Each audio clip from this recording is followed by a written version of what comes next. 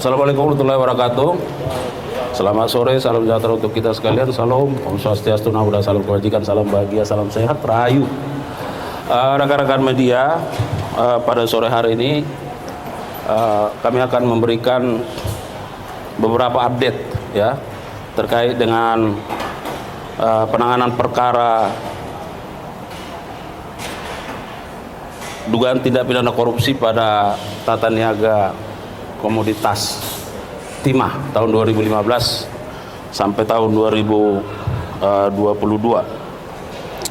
Yang pertama, bahwa kami sampaikan hari ini jaksa penyidik pada jajaran Jampitsus memanggil 3 orang sebagai saksi, ya, yaitu saudara HS, saudara ASQ dan SPT, sehingga jumlah saksi yang sudah diperiksa sebanyak 195 orang. Pemeriksaan terhadap ketiga orang saksi ini oleh penyidik menemukan bukti permulaan yang cukup terkait soal keterlibatan saudara SPT dalam perkara ini, sehingga setelah dilakukan gelar perkara maka penyidik berketetapan menetapkan SPT sebagai tersangka, sehingga sampai saat ini dalam perkara timah sudah ada 23 tersangka, termasuk obstruction of justice yang sudah disidangkan di Pangkal Pinang.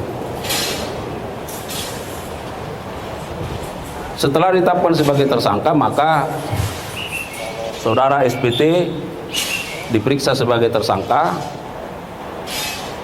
dan sesuai dengan hukum acara kita pada pasal 21 KUHP, berdasarkan alasan-alasan objektif dan alasan-alasan subjektif terkait dengan penanganan perkara ini, maka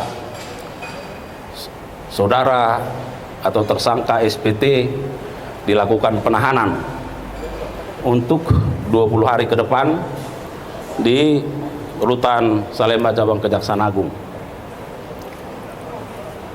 Peranan dari SPT sebagai PLT, Kepala Dinas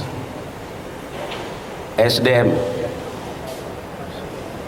pada Provinsi Bangka Belitung Januari 2020 sampai Juni 2020,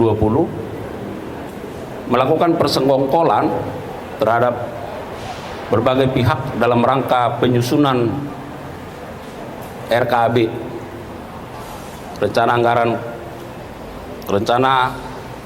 kerja anggaran dan biaya dan belanja, ya, dan juga tidak melakukan pengawasan, evaluasi terhadap RKAB yang diusulkan. Ini soal update yang pertama, ya.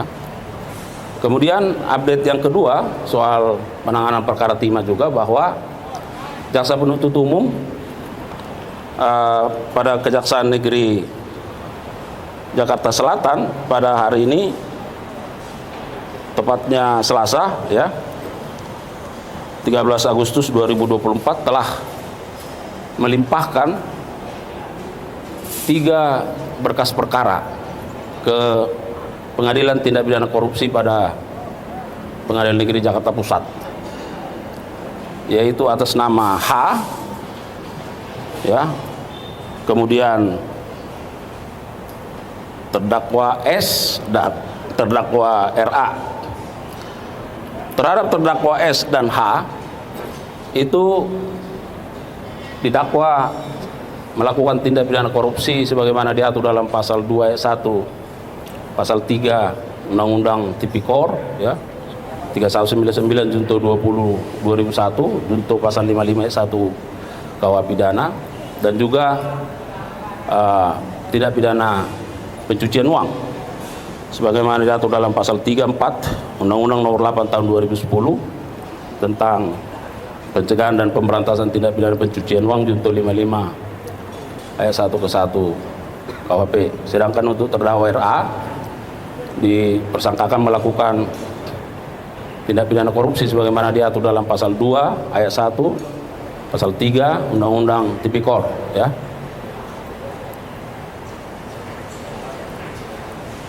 Sehingga dengan pelimpahan ini maka kita harapkan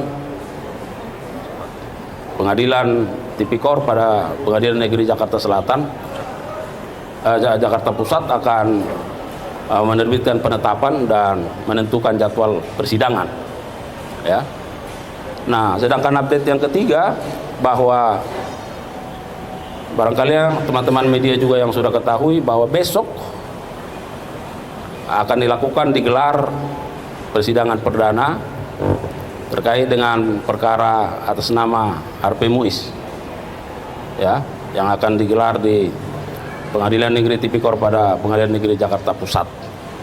Kita harapkan bahwa melalui media, teman-teman media bisa melakukan peliputan untuk melihat, ya, secara terang benderang bagaimana proses berjalannya perkara ini, ya.